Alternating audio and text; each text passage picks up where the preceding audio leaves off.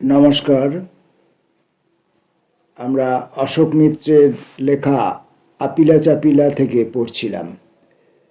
আপিলা চাপিলার ষষ্ঠ পর্বের প্রথম অংশ আগের ভিডিওতে পড়েছি।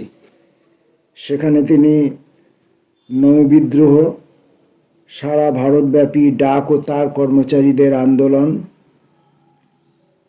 এইগুলোর সঙ্গে যুব মানুষের মধ্যে যে বিদ্রোহ বিপ্লবের যে উন্মেষ সে প্রসঙ্গে কথা বলছিলেন। অথচ দেশনায়কদের দেশ বিভাগের সিদ্ধান্তকে মেনে নেওয়ার যে নির্দয়তা সে প্রসঙ্গেও তিনি কথাবার্তা বলছিলেন। তার পরবর্তী অংশ থেকে পড়ব আজকে। অথচ এমনটা নাও হতে পারত। আবুল হাশেম সেই পর্বে প্রাদেশিক মুসলিম লীগের সাধারণ সম্পাদক, নিখাদ অসাম্প্রদায়িক ব্যক্তিত্ব, হিন্দু মুসলমান সম্প্রীতির জন্য সারা জীবন চেষ্টা করে গেছেন, তাঁর আত্মজীবনীতে লিপিবদ্ধ করেছেন। কলকাতায় মুসলিম ইনস্টিটিউট হলে 1943 সালে তিনি প্রাদেশিক লীগের সাধারণ সম্পাদক নির্বাচিত হলেন। সেদিনও সভায় গেছেন ধুতি পরে।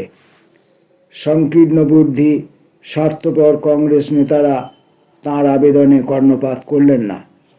তারা বরঞ্চ হিন্দু মহাসভার সঙ্গে হাত মেলালেন।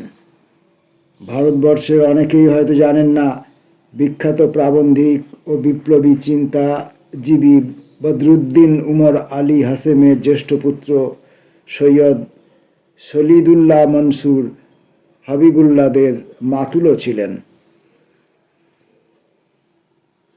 ততদিনে আমি প্রগতি লেখক ও শিল্পী সংঘে নিয়মিত যাতায়াত শুরু করেছি। আলোচনা অনুষ্ঠানে যোগ দিচ্ছি। পরিচয়ের পরিধি বিস্তৃত হচ্ছে। ঢাকা বিশ্ববিদ্যালয়ের দর্শন বিভাগের বিখ্যাত ভালো ছাত্র সর্দার ফজলুল করিম কৃষক পরিবারের সন্তান। ইচ্ছে করলেই মস্ত উঁচু কাজে যোগ দিতে পারতেন পাকিস্তানে। পরিবর্তে কমিউনিস্ট পার্টির সর্বক্ষণের কর্মী হওয়ার সিদ্ধান্ত নিয়েছেন। ওর সঙ্গে আলাপ প্রগতি লেখক সংঘের সূত্রে। মুনির চৌধুরী ও তাঁর দাদা কবির চৌধুরীর সঙ্গে অবশ্য বিশ্ববিদ্যালয়ের প্রাঙ্গণেই পূর্ব পরিচয়। তাঁরা বুদ্ধিমত্তা ও সৌজন্যের উজ্জ্বলতম দৃষ্টান্ত। ক্রমশ আলাপ হলো লাল সালুর লেখক অতি অমায়িক সৈয়দ ওয়ালিউল্লাহর সঙ্গে। সংঘের সম্পাদক অজিত গুহর উৎসাহের শেষ নেই। সংঘের কার্যসূচি ক্রমশ প্রসারিততর হলো। এই সময় অথবা কিছু আগে বা পরে পরিচয় হলো সানাউল হকের সঙ্গে। 50-এর দশকের উপান্ত পর্যন্ত সানাউল পূর্ব পাকিস্তানের অন্যতম প্রধান কবি বলে খ্যাত ছিলেন। তারপর অবশ্য রাষ্ট্রদূত গোছের বড় বড় কাজের ঝামেলায় কাব্যচর্চা খানিকটা চাপা পড়ে, কিন্তু তার সৌহার্দ্যবোধ নয়। এই যে এখানে অশোক মিত্র যে সমস্ত নেতৃবৃন্দের নাম করছেন, বিশেষত যে সমস্ত মুসলিম নেতৃবৃন্দের নাম করছেন এবং তাদের উদারতা, তাদের অসাম্প্রদায়িকতার কথা বলছেন, বর্তমান এই সময়ে যদি তিনি এই কথাগুলি বলতেন, তাকে বর্তমান শাসক দেশ বিরোধী বলে চিহ্নিত করত।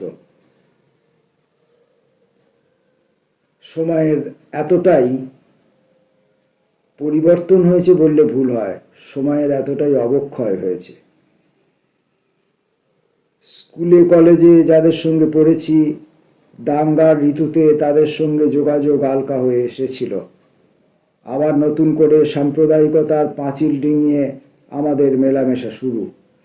হঠাৎ আবিষ্কার করে মজা পেলাম, ভালো লাগলো, বাঙালি হিন্দু সমাজের একটি প্রথা উঠতি মুসলমান পরিবারেও অদৃশ্য প্রভাব ফেলেছে। একটু বেশি করেই। হিন্দু পরিবারে প্রচলিত ডাক নামগুলি মুসলমান সংসারেও ঢুকে গেছে: ঝুনু, টুলু, পল্টু, খোকন, মন্টু, বাদল, মুনি, চুনি, মণি ইত্যাদি। এমনিতেই মুসলমান সমাজে নামকরণে বৈচিত্র্যের যথেষ্ট অভাব। এক ঝাঁক নুরুল ইসলাম, এক ঝাঁক সিরাজুল হক।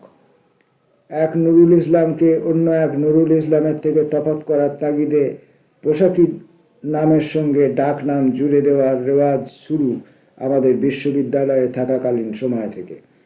নুরুল ইসলাম ঝন্টুর বন্ধু, নুরুল ইসলাম সখা, সিরাজুল হক বেনুর দোসর, সিরাজুল হক খাঁদু। আমার বিশেষ সুহৃদ 70-এর দশকে বাংলাদেশের সর্বোচ্চ পুলিশ কর্তা মুস্তাফিজুর রহমান খাঁ অবশ্য বরাবরই আমাদের কাছে মন্টু। 1948 সালের প্রারম্ভ পর্যন্ত আমরা আশায় বুক বেঁধেছিলাম একদিন যাবে, এদিন যাবে। যেহেতু মুসলমান ছাত্রদের সঙ্গে সম্মিলিত আন্দোলনে নামতে সফল হয়েছি, আপাত দৃষ্টিতে সাম্প্রদায়িক সম্প্রীতির বন্যা বইছে। এখন থেকে অবস্থার মোড় ঘুরবে। এরকম সময় ঢাকায় হাজির 22-23 বছরের একটি উজ্জ্বল ইংরেজ মেয়ে, সম্ভবত লিডস বা উত্তর ইংল্যান্ডের অন্য কোনো বিশ্ববিদ্যালয়ের ছাত্রী, নাম কার্মেল ব্রিঙ্কম্যান। সে ঢাকায় এসেছে আন্তর্জাতিক ছাত্র সংহতির প্রতিনিধি হিসাবে। আন্তর্জাতিক ছাত্র সংহতি ও বিশ্ব যুব সংস্থার যৌথ উদ্যোগে কলকাতায় ফেব্রুয়ারি মাসে দক্ষিণ পূর্ব এশিয়া যুব সম্মেলন অনুষ্ঠিত হচ্ছে। সেই সম্মেলনে পাকিস্তান থেকে কারা কারা প্রতিনিধি যেতে পারেন তার প্রাথমিক ব্যবস্থা করার দায়িত্ব পড়েছে তার উপর। পশ্চিম পাকিস্তানে পরিস্থিতি অতি প্রতিকূল। ছাত্র আন্দোলন বলে আদৌ কিছু নেই। অমুখ আর না হয়ে কার্মেল সোজা ঢাকা চলে এসেছে। ঠিক করেছে পূর্ব পাকিস্তান থেকেই গোটা পাকিস্তানের প্রতিনিধি বাছাই করা হবে। যুব প্রতিনিধিরা 3 ভাগে বিভক্ত থাকবেন: কৃষিজীবী যুবক, শ্রমজীবী যুবক এবং ছাত্র যুবক। যেহেতু ঢাকায় আগে থেকেই সব কিসিমের ছাত্ররা একসঙ্গে কাজ শুরু করে দিয়েছিলাম, ছাত্র প্রতিনিধি বাছতে কার্মেলের তেমন বেগ পেতে হলো না। আমাদের সহায়তায় সে শ্রমজীবী, কৃষিজীবী যুব সংগঠনের অবলীলায় সন্ধান পেল। সবাই বুঝতে পারছিলাম বিশ্ব যুব সংস্থা ও আন্তর্জাতিক সংহতি দুটোই কমিউনিস্ট আদর্শে অনুপ্রাণিত প্রতিষ্ঠান। চেকোস্লোভাকিয়ার রাজধানী ত্যাগ, চেকোস্লোভাকিয়ার রাজধানী প্রাগ তাদের পীঠস্থান। তবু আমাদের আগ্রহের সীমা ছিল না। তারা অগ্রদূতের ভূমিকা পালন করলো বলেই আমাদের কৃষিজীবী ও শ্রমজীবী বন্ধুদের সঙ্গে কাছাকাছি হওয়ার সুযোগ ঘটল।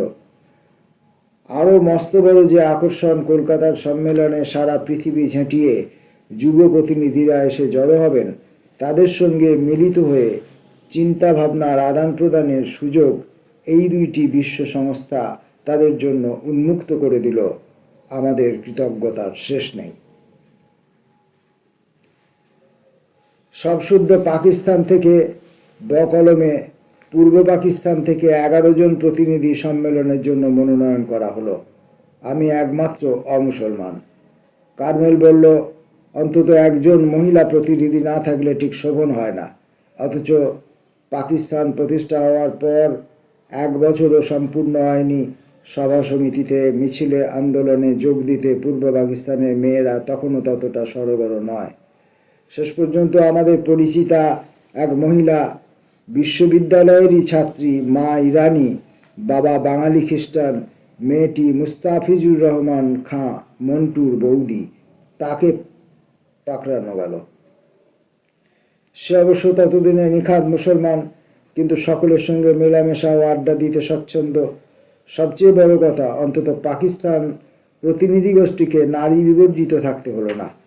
তখনও পর্যন্ত ঢাকা কলকাতার প্রধান যোগাযোগ ট্রেন স্টিমার ট্রেন। স্পষ্ট মনে আছে, সেই ফেব্রুয়ারি মাসের শীত সকালে ধুতি পরিহিত আমি, হাতে মস্ত পাকিস্তানি জাতীয় পতাকা, শিয়ালদাহ স্টেশনে প্রচণ্ড অহংকারের সঙ্গে অবতীর্ণ হলাম। মুসলমান প্রতিনিধি যারা এসেছিলেন তাদের অনেকেরই আত্মীয় স্বজন কলকাতার এখানে ওখানে, বিশেষ করে পার্ক স্ট্রিট, পার্ক সার্কাস অঞ্চলে। সুতরাং থাকার জায়গা নিয়ে কারোরই সমস্যা দেখা দিল না। আমি যেমন থাকি টালা পার্কে পিসির বাড়িতে উঠলাম। আরও যা যোগাযোগ করতে হয়, কমিউনিস্ট পার্টির পশ্চিমবাংলা ও পূর্ব পাকিস্তানের মধ্যে সংগঠন ও সভ্য ভাগাভাগি তখনও সম্পূর্ণ হয়নি। কেউ এদিক থেকে ওদিকে যাচ্ছেন, কেউ ওদিক থেকে এদিকে। কলকাতায় পৌঁছে জানতে পারলাম আমাদের কৃষক প্রতিনিধিদের তালিকায় একটু বদল হয়েছে। পূর্ব মনোনীত 3 জনের মধ্যে একজন বাদ যাচ্ছেন। পরিবর্তে তখনই যথেষ্ট বিখ্যাত কৃষক নেতা সৈয়দ মনসুর হাবিবুল্লাহ, যিনি পার্টির সিদ্ধান্ত অনুযায়ী ঠিক সেই মাস থেকে পূর্ব পাকিস্তানে কাজ শুরু করবার জন্য আয়োজন করছিলেন, তৃতীয় কৃষক প্রতিনিধি রূপে আসছেন। সাদা টুপি পরা, চিকনের কাজ করা, মিহিন কর্তা, খানদানি চোস্ত পাজামা পরিহিত মনসুর হাবিবুল্লাহ যখন পাকিস্তানের যুব কৃষকদের সমস্যা নিয়ে ওয়েলিংটন স্কোয়ারের সম্মেলন মঞ্চ থেকে উর্দুতে ইংরেজিতে ভাষণ দিচ্ছিলেন, অতি চমৎকার দৃশ্য। প্রায় 2 যুগ বাদে মনসুর সাহেব 1977 সালে পশ্চিমবঙ্গ বিধানসভার অধ্যক্ষ, পরে ব্রাহ্মণ মন্ত্রিসভায় আমার সহযোগী। দক্ষিণ পূর্ব এশিয়া যুব সম্মেলনে তাঁর বক্তৃতা ও পরিধেয়ের উল্লেখ করে তখন প্রায় মজা করেছি।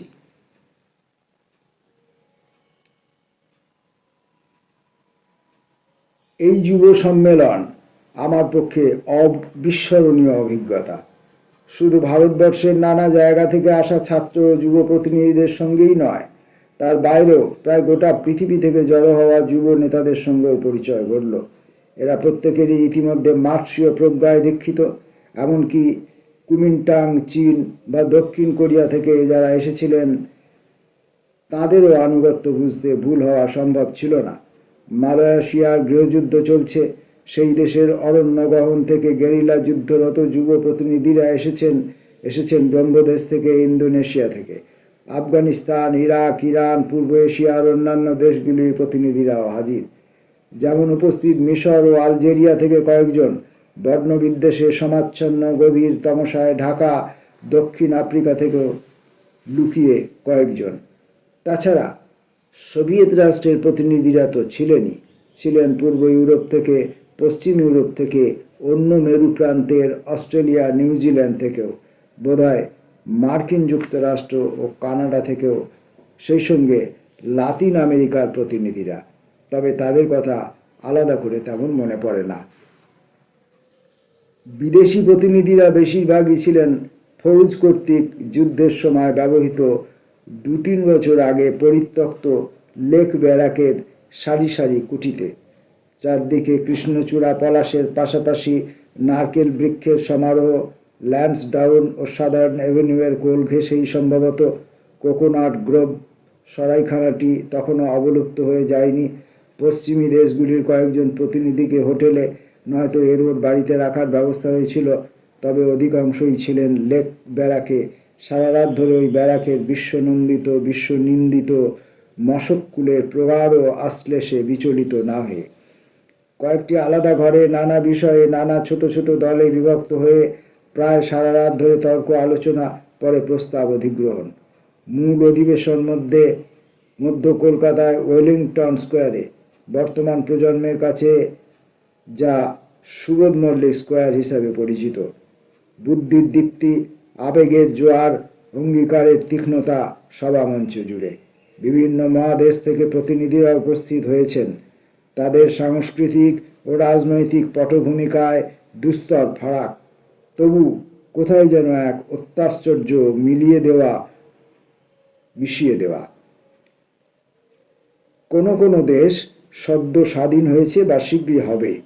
কোনো কোনো দেশ স্বৈরতন্ত্রের জগদ্দল পাথরচাপা থেকে কয়েক মাস আগে থেকে বেরিয়ে এসেছে। এখন তরুণদের 2 চোখের নীলিমা ঘিরে সাম্য ঘেরা টলমল নতুন স্বপ্ন। প্রথম দিনের প্রারম্ভিক অধিবেশন। প্রত্যেক দেশের প্রতিনিধিরা মঞ্চে উঠছেন তাদের জাতীয় পতাকা নিয়ে। মঞ্চস্থ মাইক্রোফোনে তাদের অভিনন্দন জানানো হচ্ছে। গোটা ওয়েলিংটন স্কোয়ার জুড়ে তার সহস্রগ্রাম উচ্চ সমর্থন। আয়োজন ব্যবস্থাপনার দায়িত্বে অবশ্যই ছিলেন কলকাতার পার্টি এবং ছাত্র যুব নেতারা। নাগপুরের অর্ধেন্দুভূষণ বর্ধন, এখন ভারতের কমিউনিস্ট পার্টির সাধারণ সম্পাদক, মঞ্চে প্রধান অভ্যর্থনা জ্ঞাপকের ভূমিকায়। যুগোস্লাভিয়া থেকে আগত প্রতিনিধিরা মঞ্চে সদ্য সমাগত বর্ধন স্লোগান দিচ্ছেন, যুগোস্লাভ প্রতিনিধি বৃন্দ জিন্দাবাদ। হঠাৎ নজরে এলো মঞ্চে উপবিষ্টা গীতা মুখোপাধ্যায়ের পাশে বসে থাকা সুখেন্দু মজুমদারকে সজোরে ধাক্কা দিচ্ছেন, সেই সঙ্গে ফিসফিস করে অনুজ্ঞা, যাও বর্ধনকে যোগ করতে বলো, কমরেড টিটো জিন্দাবাদ। ইতিহাসের এমনই বিচিত্র রসিকতা। মাত্র কয়েক মাস গত হতেই কমরেড টিটো আর কমরেড রইলেন না। যুগোস্লাভ রাষ্ট্র কমিনটার্ন থেকে নাকি কমিনফর্ম থেকে বিতাড়িত। দুই বাংলা জুড়ে বামপন্থীরা ভেবাচাকা। ঘরে ঘরে কয়েক হাজার সদ্য জন্ম নেওয়া শিশু, যাদের আদর করে টিটো নাম দেওয়া হয়েছিল, তারা রাতারাতি টুটু বনে গেল। প্রাসঙ্গিক একটি মজার ঘটনার কথা বলি। বিলেতের এক ঘোর বামপন্থী শ্রমিক নেতা উইলিয়াম গ্যালাচার দ্বিতীয় মহাযুদ্ধের শেষে কমিউনিস্ট পার্টির প্রতিনিধি রূপে পার্লামেন্টে নির্বাচিত হয়েছিলেন। টিটোকে ব্রাত্য বলে ঘোষণার পর মুহূর্তে অভিমান ভরে দল ছেড়ে দেন। কয়েক বছর বাদে ইতালীয় সোশ্যালিস্ট পার্টির সাধারণ সম্পাদক পিয়েত্রো নেনি সোশ্যালিস্ট ইন্টারন্যাশনালের উগ্র সোভিয়েত বিরোধিতায় বিরক্ত হয়ে তাদের সঙ্গে সম্পর্ক ছিন্নান্তে স্ট্যালিনের প্রতি অনুরাগ আনুগত্য বজ্রকণ্ঠে ঘোষণা করে কমিউনিস্ট মহলে প্রচুর বাহবা করুন। সেই মরশুমে গ্যালাচারও পার্টিতে প্রত্যাবর্তন করেন। তার সম্বন্ধে তাই বলা হতো, he went out with Tito, came back with নিনি। কলকাতার যুব সম্মেলনে বিশ্ব যুব সংস্থা থেকে পরিচালক মণ্ডলীতে অন্যতমা লন্ডন প্রবাসী ধনী পার্সি বংশের দুইতা কিটি বুমলা। সারা সম্মেলনে কিটির চেয়ে সুন্দরী তরা কেউ ছিল না। বিশ্ব যুব সংস্থার সংগঠনের গুরুদায়িত্বে তার অধিষ্ঠান। এঁদো ঢাকা শহরের অখ্যাত ছাত্র আমি অবাক বিস্ময় ও মুগ্ধতা বোধ নিয়ে কিটির দিকে তাকিয়ে থাকতাম। সেই কিটি ভারতবর্ষকে তার রাজনৈতিক কর্মস্থল রূপে বেছে নিল। কেরলের পার্টি কমরেড রামদাস মেননকে বিয়ে করল। বছর 20 বাদে দিল্লি স্কুল অফ ইকোনমিক্সে শিক্ষক পদপ্রার্থী, ভাগ্যচক্রে নির্বাচন কমিটিতে আমি। তার উপর দিয়ে অনেক ঝড়ঝঞ্ঝা গেছে। কিটি তাহলেও আদর্শে অবিচল। দিল্লিতে পার্টি মুখপত্রের সম্পাদকীয় বিভাগে সর্বক্ষণের কর্মী। গর্ববোধ করি ভেবে আমি তার কাছের মানুষ। এটাও বোধহয় সময়চক্রের খেলা। 5 দশক আগে যে দূরত্বের বিচারে সম্রাজ্ঞী সমা, সে এখন ঘনিষ্ঠ সহচর। তবে এসব ঘটনা তখনও ভবিষ্যতের গর্ভে। দক্ষিণ পূর্ব এশিয়া যুব সম্মেলনে জট পাকালো ভারতীয় প্রতিনিধিদের নিয়ে। সমস্ত বামপন্থী দল থেকে বেছে সম্মিলিত ভারতীয় প্রতিনিধিমণ্ডলী নির্বাচিত করা হয়েছিল। সভাপতি ছাত্র কংগ্রেসের প্রধান সুভাষচন্দ্র বসুর ভ্রাতুষ্পুত্র অরবিন্দ বসু, সত্যপাল দান, জলি কাউল, গৌতম চট্টোপাধ্যায়, গীতা মুখোপাধ্যায়, এরা তো ছিলেনই। সেই সঙ্গে ছিলেন বলশেভিক দলের বিশ্বনাথ দুবে ও শ্রীমতী সুধা রায়। আর ছিলেন বিপ্লবী সমাজতান্ত্রিক দলের জনৈক ট্রেড ইউনিয়ন নেতা, তখনও 30-এর কোঠায়, সুতরাং যুবা মানুষ। মুশকিল হলো, অরবিন্দ বসু সম্প্রদায় প্রথম থেকেই একরোখা। তাদের দাবি, রাজনৈতিক প্রস্তাবে সুভাষচন্দ্র বসু ও আজাদ হিন্দ ফৌজের শৌর্যের বর্ণনা বিশদ করে লিপিবদ্ধ করতে হবে। অন্যান্য এশীয় দেশের প্রতিনিধিরা বললেন, সুভাষচন্দ্র তারা উল্লেখ করতেন চন্দ্র বসু বলে। সাম্রাজ্যবাদ বিরোধী ভূমিকা সর্বস্বীকৃত, কিন্তু তার নাম আলাদা করে উল্লেখ করলে অন্যান্য দেশের প্রতিনিধিদের কাছ থেকেও উপরোধ আসবে, তাদের দেশের বীর নায়ক নায়িকাদের নামাবলী প্রস্তাবে থাকুক। সেটা খুব গোলমেলে ব্যাপার হবে। তার চেয়ে বরঞ্চ সাধারণভাবে সমস্ত দেশেরই উপনিবেশ বিরোধী, সাম্রাজ্যবাদ বিরোধী অভ্যুত্থানের সপ্রশংস উল্লেখ থাক। ঘণ্টার পর ঘণ্টা উত্তীর্ণ, অরবিন্দ বসু আর ওই ট্রেড ইউনিয়ন নেতাকে কিছুতেই বুঝিয়ে ওঠা গেল না। বিশেষত শেষোক্ত ব্যক্তিটি বরাবরই দেখছি কুচুটে ঘোট পাকাতে ভালোবাসেন। 3 দশক বাদে পশ্চিমবাংলার বামফ্রন্ট মন্ত্রিসভাতেও অনুরূপ ভূমিকা পালন করেছেন।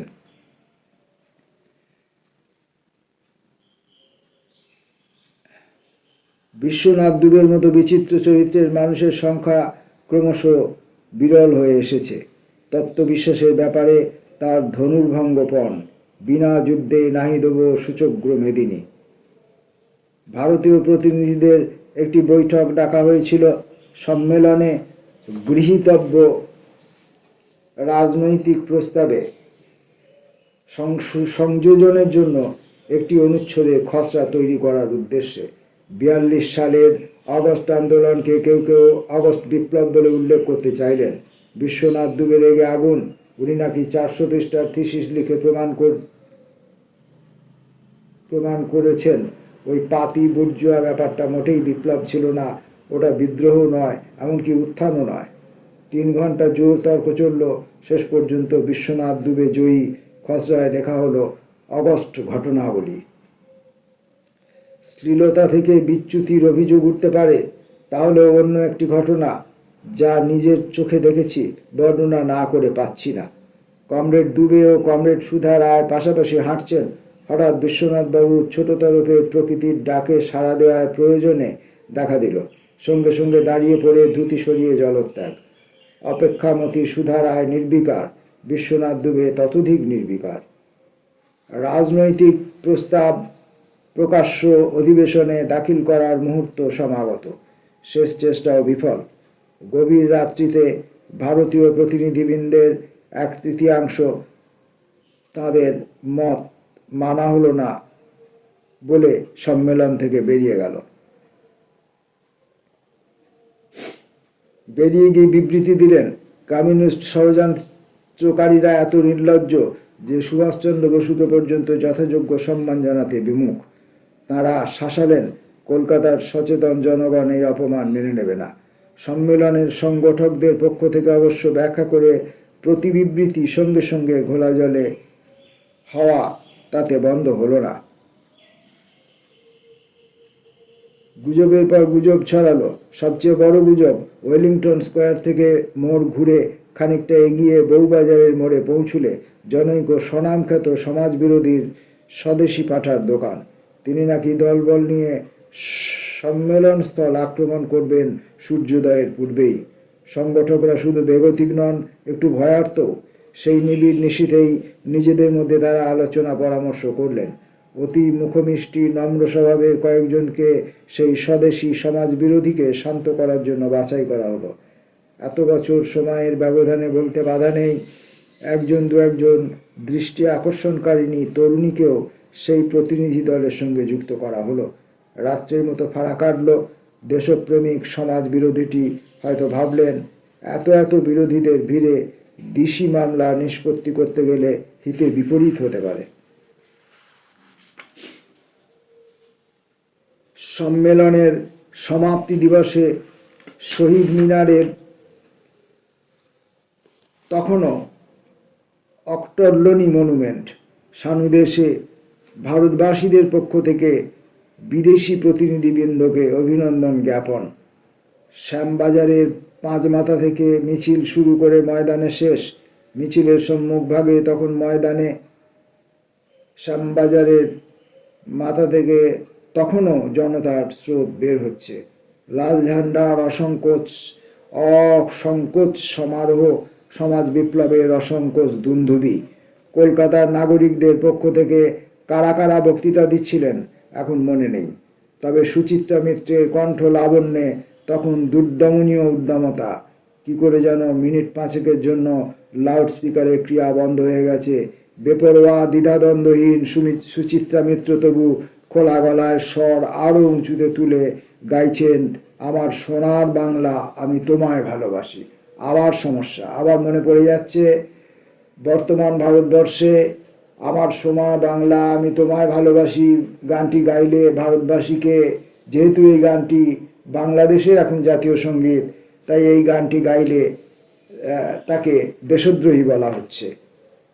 মিলিয়ে নিন, ঘটনার সঙ্গে ঘটনা মিলিয়ে নিন। অধিকাংশ প্রতিনিধি ফিরে গেলেন। আমি কয়েকটা দিন কলকাতায় বাড়তি রইলাম। বেশ কয়েকজন বিদেশি প্রতিনিধিও থেকে গেলেন পশ্চিম বাংলার রাজনৈতিক সাংস্কৃতিক পরিবেশের সঙ্গে পরিচিত হওয়ার জন্য। তাদের মধ্যে কারো কারো বোধহয় পরবর্তী সপ্তাহে কলকাতায় অনুষ্ঠিতব্য দ্বিতীয় পার্টি কংগ্রেসে যোগ দেওয়ার কথা। এই বিদেশি প্রতিনিধিবৃন্দের জন্য জ্ঞান প্রকাশ চারুপ্রকাশ ঘোষ মশাইদের ক্রিক রো সংলগ্ন ডিকসন লেনে অবস্থিত বিরাট বনেদি বাড়িতে একটি সাংস্কৃতিক অনুষ্ঠানের আয়োজন। নিবিষ্ট মনে অতিথিরা গান বাজনা আবৃত্তি নাটকের ভগ্নাংশ ইত্যাদি শুনছেন। হঠাৎ মেদিনী কাঁপিয়ে বোমা স্টেন গানের আক্রমণ। সেই সমাজবিরোধী স্বয়ং ছিলেন কিনা জানা নেই, কিন্তু দুই জিপে চেপে তার অনুগত সাঙ্গপাঙ্গরা সশস্ত্র আক্রমণ হারালেন। কমিউনিস্টদের নির্বংশ করতে হবে। দুজন সাংস্কৃতিক কর্মী অকুস্থলেই মারা গেলেন, আরও অনেকে আহত। লজ্জায় আমাদের মুখ কালো হয়ে এলো। লজ্জার সঙ্গে ক্রোধ, অপমান, ধিক্কার বোধ। হয়তো কাকতালীয় নয়। এই ঘটনার পর ঢাকা প্রত্যাবর্তন করেই আমার পুরনো রাজনৈতিক আনুগত্য আস্তে আস্তে আমি শিথিল করে দিলাম। তখন থেকে আজ পর্যন্ত 53-54 বছর অতিক্রান্ত স্বপ্নকে বাস্তবের মৃত্তিকায় স্থাপিত করার মার্ক্সবাদী অঙ্গীকারের কাছে আমার বিবেক, চেতনা, আবেগ, অভিপ্সা সমর্পণ করে আছি। ঢাকায় ছাত্র আন্দোলন ইতিমধ্যে স্তরের পর স্তর অতিক্রম করে যাচ্ছে। ছাত্রদের আন্দোলনের সঙ্গে জনগণের বিভিন্ন আন্দোলন ক্রমশ ঘনবদ্ধ হচ্ছে। অথচ কি গেরো, ধনবিজ্ঞানের সাম্মানিক পরীক্ষায় বসতে হবে।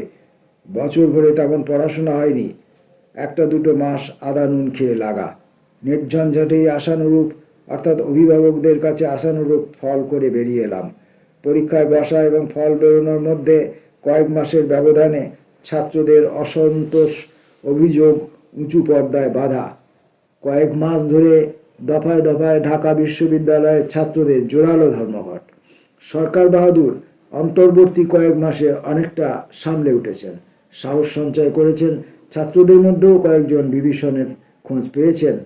যথেষ্ট দমনপীড়নের সহজে ধর্মঘট প্রতিবার ভেঙে দেওয়া হচ্ছে। ছাত্রদের কেউ কেউ গ্রেপ্তার হলেন, কেউ কেউ বহিষ্কৃত হলেন বিশ্ববিদ্যালয় থেকে। আমাদের মতো অমুসলমান ছাত্র একজন দুজন যারা জবনিকার একটু আড়ালে ছিলাম, তাদের নামে হুলিয়া জারি হলো। সুতরাং সিদ্ধান্ত, কিছুদিনের জন্য পূর্ব পাকিস্তান থেকে গা ঢাকা দেওয়া সমীচীন। পুলিশ তখনও দূরত্ব হয়নি।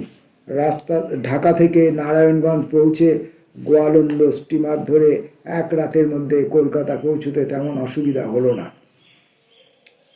অপেক্ষায় আছি, কবে ফিরে যাব। ইতিমধ্যে খবর এলো যদিও ঢাকা বিশ্ববিদ্যালয় কর্তৃক পরীক্ষার ফল বের করা হয়েছে এবং আমি প্রথমই হয়েছি।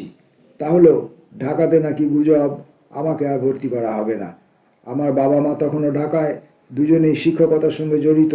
তাদের কাছ থেকে অনুরূপ আভাস পেলাম। যখনই তার বাড়িতে থাকতে গিয়েছি, আদরে ঢেকে রাখতেন আমার রাঙা পিসিমা।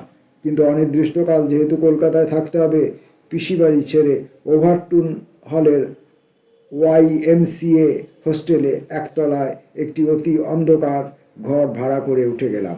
সেই সঙ্গে কলকাতা বিশ্ববিদ্যালয়ে ভর্তি হওয়া যায় কি না তা নিয়ে ওর কাছে সাহায্য ভিক্ষা শুরু। কলকাতা বিশ্ববিদ্যালয়ে শেষ পর্যন্ত ভর্তি হওয়া গেল না। আশুতোষ দ্বারভাঙা সেনেট হল বিল্ডিংয়ে অধ্যয়ন করে পরীক্ষায় বসে নিজেকে পুণ্যবান বলে আর সারা জীবন নিজেকে বিজ্ঞাপিত করা হলো না। সমস্যা দেখা দিল। বিশ্ববিদ্যালয়ের কর্তা ব্যক্তিরা জানালেন তা নাকি টেকনিক্যাল। ইন্টারমিডিয়েট আর্টসে উত্তীর্ণ হওয়ার পর ঢাকায় 3 বছর কোর্সের অনার্স পড়েছি, কিন্তু 3 বছরের শেষে অর্থনীতিতে একটি আর্ট পেপারে পরীক্ষায় বসে সফল হয়েছি। যারা অনার্স পাস করতো ঢাকায়, তাদের এমএ পড়ার সময়সীমা মাত্র 1 বছর, অর্থাৎ পরীক্ষা দিতে হতো সাকুল্যে 5 পেপারে। কলকাতায় 2 বছরের এমএ পঠনান্তে 8 পেপার নিয়ে পরীক্ষা। যাতে বছর নষ্ট না হয় সেজন্য কলকাতা বিশ্ববিদ্যালয় কর্তৃপক্ষকে অনুরোধ করেছিলাম আমি 8 পেপারেই পরীক্ষা দেব, কিন্তু দয়া করে যেন তারা এমএ ক্লাসে আমাকে ষষ্ঠ বর্ষে ভর্তি করে নেন। জবাব পেলাম অসম্ভব, আমাকে 8টি পেপারে তো পরীক্ষায় বসতেই হবে, উপরন্তু এমএ ক্লাসের জন্য 5ম শ্রেণীতে ভর্তি হয়ে পুরো 2 বছর অতিবহন করতে হবে। ষষ্ঠ শ্রেণীতে ভর্তির আবেদন বরবাদ। ঢাকার মতো ঘোর মফস্বল শহরের বিশ্ববিদ্যালয় থেকে এসেছি, আমার ঘাড়ে কটা মাথা, চাঁদে হাত দিই, সরাসরি ষষ্ঠ শ্রেণীতে ভর্তি হতে চাই। বিশ্ববিদ্যালয়ের প্রধান পুরুষদের একজন তাদের সিদ্ধান্ত ব্যাখ্যা করে একটি উক্তি করেছিলেন, যা আমার স্মৃতিতে আজও উডকাটের মতো খোদাই হয়ে আছে। ভারী মিষ্টি গলায় কথাটি বলেছিলেন ভদ্রলোক, তোমাকে যদি বাবা ভর্তি করি, রাস্তা থেকে মুটে মজুর ডেকে ভর্তি করতে হবে। বিশ্ববিদ্যালয়ের এই সিদ্ধান্তে বন্ধুবান্ধব ক্ষুব্ধ। সবচেয়ে বেশি ক্ষুব্ধ গৌরকিশোর ঘোষ। সে তখনও একটু আধটু সক্রিয় রাজনীতির সঙ্গে জড়িত। শিক্ষা ও রাজনীতি বিষয়ে হালিশহর না কোথায় এক সভায় বক্তৃতা দিতে গিয়েছিল। গৌড়ের কথায় বুঝলে ওখানে সবাই বরাবরই সন্দেহ পোষণ করতেন কলকাতা বিশ্ববিদ্যালয় একটি অতিশয় হারামজাদা। কয়েকজনের মনে যা একটু সংশয় ছিল, তোমাকে ভর্তি না করার ব্যাপারটি যখন বললাম, তারা নিঃসন্দেহতর হলো। সেই বয়সে অবশ্য বেশিক্ষণ মন খারাপ করার অবকাশ ছিল না। সুরঞ্জন সরকার তখনও ওভারটুন হলে তেতলায়। সুতরাং আমাদের নরক গুলজার, অরুণ কুমার সরকার, গৌরকিশোর ঘোষ, মনীন্দ্র মিত্র, মোনা নবিশ, সোমেশ আচার্য, পাটনার এক বামপন্থী যুবক, নাম যদ্দূর মনে আনতে পারি অর্ধেন্দু হালদার, কয়েক বছর বাদে শুনতে পাই মনোবেদনায় আত্মহত্যা করেছেন। মাঝে মাঝে সুরঞ্জনের সঙ্গে আড্ডা দিতে ঢুকতেন জামশেদপুরের ছেলে, 2 বছর বাদে ক্রিকেট টেস্ট খেলবে, পুটু চৌধুরী। বিমিশ্র ভিড়, তবে অসাহিত্য ভক্তরা একটু বাদে কেটে পড়তেন। সাহিত্য কবিতা নিয়ে এবং সাহিত্য কবিতা সংক্রান্ত গুজব খেউর নিয়ে প্রহরের পর প্রহর। কফি হাউসে আরও অনেক সদ্য আলাপ হওয়া বন্ধুদের সঙ্গে অফুরন্ত আড্ডার বিস্তৃততর পালা। কফি হাউসে তখন 2টি অতি তরুণ যুগল টেবিলে টেবিলে ঘুরত, দীপক বন্দ্যোপাধ্যায় ও নিমাই চট্টোপাধ্যায়। দীপক পরে প্রেসিডেন্সি কলেজের অর্থনীতির পণ্ডিত অধ্যাপক রূপে বিরাজ করে। নিমাই বহুদিন লন্ডন প্রবাসী, তবে প্রায় প্রতি বছর অনাবাসী ভারতীয়দের কায়দায় 1, 2, 3 দিন সপ্তাহের জন্য দেশে ঘুরে যায়। শাটুল গুপ্তের সঙ্গেও আলবার্ট হলের কফি হাউসে প্রথম আলাপ, যদিও কয়েক বছর গত হলে তিনি তার আনুগত্য মেরিডিথ স্ট্রিটে চালান করে দেন। আরও যারা আড্ডা দিতেন কফি হাউসের সেই ঋতুতে, তারা পান্নালাল দাশগুপ্তের তৎকালীন মন্ত্র শিষ্যদয় বিপ্লবী কমিউনিস্ট পার্টিভুক্ত অমর রাহা ও তান্তু পৃথ্বীশ দে। 49-এর গোড়ায় হই হই রই রই কাণ্ড, দমদম বসিরহাট অভ্যুত্থান, তাতে অমর রাহা ও তান্তু দুজনেরই অগ্রবর্তী ভূমিকা। অধিকাংশের মতো তাদেরও ধরা পড়তে হয়, সুতরাং বহু বছরের কারাবাস। ঘটনার 2 দিন বাদে রক্তাক্ত ক্ষতবিক্ষত দেহ তান্তু রায়ের অন্ধকারে শাটুল গুপ্তের বাড়িতে উপস্থিত। তান্তু রাতের অন্ধকারে শাটুল গুপ্তের বাড়িতে উপস্থিত। বন্ধুকে ফিরিয়ে নেয়নি শাটুল গুপ্ত। পুরো 1 সপ্তাহ লুকিয়ে রেখে তান্তুর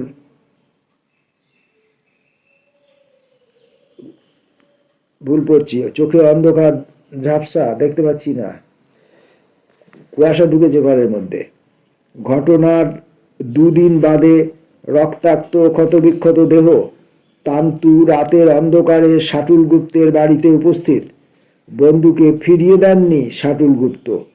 পুরো 1 সপ্তাহ লুকিয়ে রেখে তান্তুর চিকিৎসার ব্যবস্থা করেন।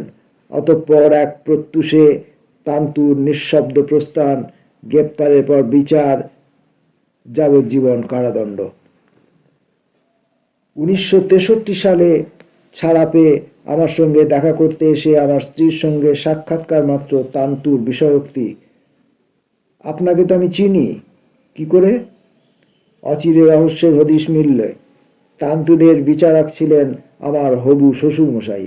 আমার স্ত্রী তখন বিশ্ববিদ্যালয়ের ছাত্রী। ক্লাস ফেরত পিতৃদেবকে তুলতে প্রতিদিন বিকালে আলিপুর আদালতের বাইরে প্রতীক্ষা করতেন। তখনই বিচারাধীন বন্দীদের কারাকক্ষ থেকে ফেরত পাঠানোর উদ্দেশ্যে ভ্যানে তোলা হতো। সেই সব বিকালে তান্তু নাকি আমার স্ত্রীকে দেখেছেন। তান্তুর কাছে অন্য একটি কথাও শুনেছিলাম। 14 বছর বাদে জেল থেকে বেরিয়ে তার সবচেয়ে ভয় হতো অনভ্যস্ত পায়ে রাস্তা পেরোতে। শাটুল আর তান্তু দুজনেই আর বেঁচে নেই। পালিয়ে বেড়ানো তান্তুকে শাটুলের আশ্রয়দানের কাহিনী খুব কম লোকেরই জানা। এখন স্মৃতির অতলে চাপা পড়ে যাবে। সেই অদ্ভুত ঋতুতে অথচ বিপ্লব প্রয়াস ও ফিসলেমির নিটোল সহ অবস্থান। সুরঞ্জন ওই পর্বে চোখে মুখে কথা বলে। ওর ভয়ে এপাড়ায় ওপাড়ায় বেপাড়ায় সবাই সন্ত্রস্ত। তখন কি কেলেঙ্কারি বাঁধিয়ে ফেলে সজ্ঞানে সুপরিকল্পনা সহকারে। একদিনের কথা বলি, তারিখটা বোধহয় 21শে অক্টোবর, সুরঞ্জনের জন্মদিন। দুপুর থেকে আমার ঘরে ওর মোতায়েন হওয়া। হঠাৎ খেয়াল চাপলো সুষ্ঠুভাবে জন্মদিনটি পালন করতে হবে। 1 টাকা খরচ করে 32টি পোস্টকার্ড কেনা হলো। তখন তাই দাম ছিল। দুপুর থেকে সন্ধ্যা গড়িয়ে গহন না হয়ে যাওয়া পর্যন্ত প্রশংসনীয় দ্রুততার সঙ্গে 32টি বিভিন্ন ঠিকানায় পোস্টকার্ডগুলি বাণীতে ভরাট করা। শ্রমবিভাজন আমার হাতের লেখা যারা জানেন তাদের সুরঞ্জন কর্তৃক স্বর নিক্ষেপ। সুরঞ্জনের হাতের লেখা যাদের চেনা তাদের দিকে আমার অজ্ঞাতকুলশীল তীরছোড়া। গুরুজন স্থানীয়দের কাছে লেখা, সমবয়সিনী চুম্বকরূপিণী মহিলাদের কাছে লেখা কয়েকটি চিঠি, বাংলার প্রধান আধুনিক কবিদের, কয়েকটি বিভিন্ন বিশ্ববিদ্যালয়ের আচার্য অথবা আচার্য প্রতিমদের, 1-2জন উঠতি সাহিত্য যশপ্রার্থীদেরও। কি ছিল না সেসব চিঠিতে? গালাগাল, কেচ্ছা, চিমটি কাটা, ভাঙচি দেওয়া ইত্যাদি। সদ্য শান্তিনিকেতন ছাড়া সে মুহূর্তে প্রচুর লিখনেওয়ালা সুদর্শন ক্রান্তি এক কবিকে লেখা হলো। বিশ্বভারতীর ঠিকানায় অম্লান বিবেকে লেখকের নাম স্বাক্ষর করা হলো। অরুণ কুমার সরকার প্রযত্নে দ্বন্দ্ব পত্রিকা। শান্তিনিকেতনে তখনও ছুটি চলছে। ছাত্রদের নামে পাঠানো সমস্ত চিঠি ক্ষিতিমোহন সেন মহাশয়ের বাড়িতে জড়ো হতো। বাড়ির মহিলারা পরম উপভোগ সহকারে উক্ত কবিকে লেখা চিঠির বয়ান পাঠ করলেন। শোনো খোকা, তুমি নাকি কাব্যি মক্ষ করো, সে কাব্যি নাকি আবার সাহিত্য পত্রিকায় ছাপা হয়। ফিচকে মিরার জায়গা পাওনি? এই চিঠি পাওয়া মাত্র পত্রপাঠ অবিলম্বে সঙ্গে সঙ্গে ঝটকা গতিতে কবিতা লেখা যদি ছেড়ে না দাও, বাবাকে বলে দেব, বলে বেত খাওয়াবো। মুশকিল হলো, ক্ষিতিমোহন বাবুর বাড়ির সেই মহিলারা হয়তো অমর্ত্যর মাস্তুত বন্টন হবেন। চিঠিখানা পড়েই ক্ষান্ত হলেন না। পত্রপাঠ অবিলম্বে সঙ্গে সঙ্গে ঝটিতি গতিতে ঠিকানা কেটে উক্ত কবির কলকাতার বাসস্থানে চিঠিটি রওনা করিয়ে দিলেন। কবিটি পরে আমার অত্যন্ত ঘনিষ্ঠতম বন্ধু হয়েছিলেন, তবে বলতে বাধা নেই সে সময় বড়ই সরল ছিলেন। ঠিকানা কাটা চিঠিখানা পেয়ে সঙ্গে সঙ্গে 2 নম্বর বাসে চেপে হেদোতে নেমে দ্বন্দ্ব দপ্তরে হাজির। মহাশয়গণ, আপনাদের সঙ্গে অরুণ কুমার সরকার নামে কোনো ভদ্রলোক কি যুক্ত আছেন? অবশ্যই আছেন। দেখুন তিনি আমাকে কি চিঠি লিখেছেন। পরে সন্ধ্যায় দপ্তর ফেরত অরুণ কুমার সরকার আমার ঘরে হাজির। ভাগ্য বৈগুণ্যে সুরঞ্জনও সেখানে। মহা শোরগোল। সুরঞ্জন সরকারের মুক্ত হাসিতে অরুণের আরও খেপে যাওয়া। আমি বাধ্য হয়ে শান্তি সস্তয়ন ছিটালাম। খুব